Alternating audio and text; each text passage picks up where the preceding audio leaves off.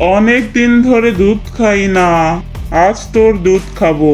সাবধান, আমার কাছে আসবি না বলে দিলাম। তুই চুরি করে দুধ খেতে এসেছিস, চোর রাসেল ভাইপার।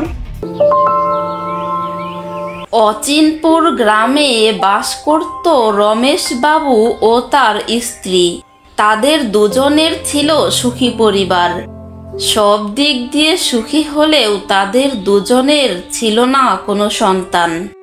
তারা তাদের বাড়িতে একটি গাভী পালন করে, তার নাম লালটু।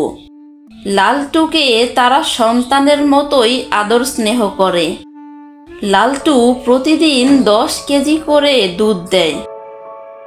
লালটু, তুই আমাদের সন্তানের মতো। আমাদের সন্তান থাকলে এই বয়সে আমাদের কামাই করে খাওয়াতো। তুইও তো একই কাজ করছিস, প্রতিদিন 10 কেজি করে দুধ দিচ্ছিস। এগুলো বিক্রি করেই তো আমরা আমাদের সংসারটা চালাচ্ছি। হ্যাঁ গো হ্যাঁ, লালটু না থাকলে আমরা দুমুঠো ভাতই খেতে পেতাম না। এই বয়সে লালটু আমাদের একমাত্র সম্বল।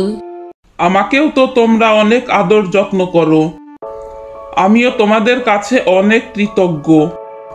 এখন থেকে আরো বেশি বেশি দুধ দেব তোমাদের। থাক লালটু, আমি তোর জন্য ঘাস কেটে নিয়ে আসি। যাও তুমি লালটুর জন্য ঘাস কেটে নিয়ে আসো, আমি ভাত রান্না করি গিয়ে। কতদিন হয়ে গেল দুধ খাই না। এর আগে একবার দুধ খেতে গিয়ে লোকজনের লাথি গুতা খেয়েছি, এখন আবার দুধ খেতে মন চাইছে। দেখি আবার কোনো গোয়ালে ঢুকতে পারি কিনা।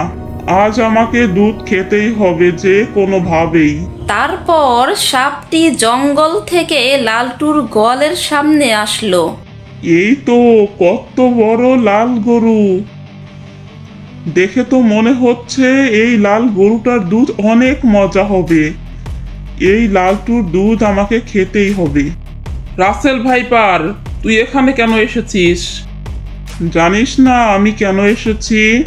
অনেক দিন ধরে দুধ খাই না, আজ তোর দুধ খাবো।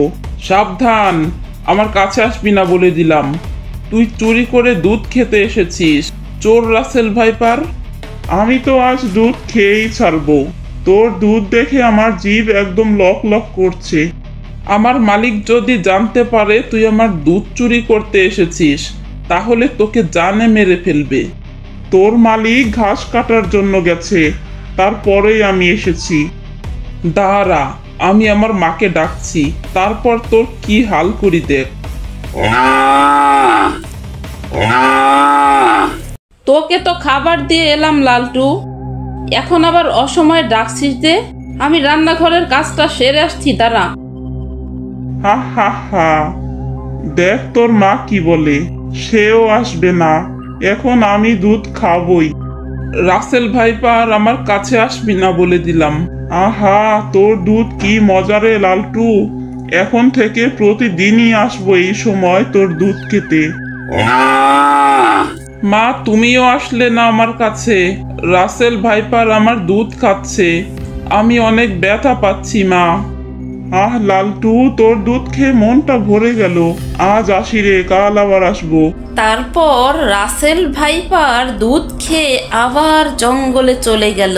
তাকে কেউ ধরতে পারল না। রমেশ বাড়ি ফিরে আসার পর লালটু কেঁদে কেঁদে তার দুধ চুরি করে খাওয়ার ঘটনা বলে দিল। রমেশ এ ঘটনা শুনে ভীষণ কষ্ট পেল। আজকে আমি আর দুধ দিতে পারবো না। ওই রাসেল ভাইপার আমার সব দুধ খেয়ে গেছে। রাসেল ভাইপারের দাঁত দিয়ে কামড়ে রক্ত বের করে দিয়েছে। আমি ব্যথা পাচ্ছি। তুই আগে সুস্থ হয়ে ওঠ। আমি তোর কাছে খুব লজ্জিত, তোর খেয়াল রাখতে পারিনি। আমি তোকে বাজার থেকে ওষুধ এনে দিচ্ছি।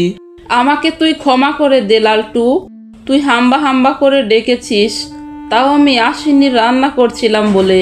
তখন আসলে রাসেল ভাইপার আর তোর দুধ খেতে পারতো না।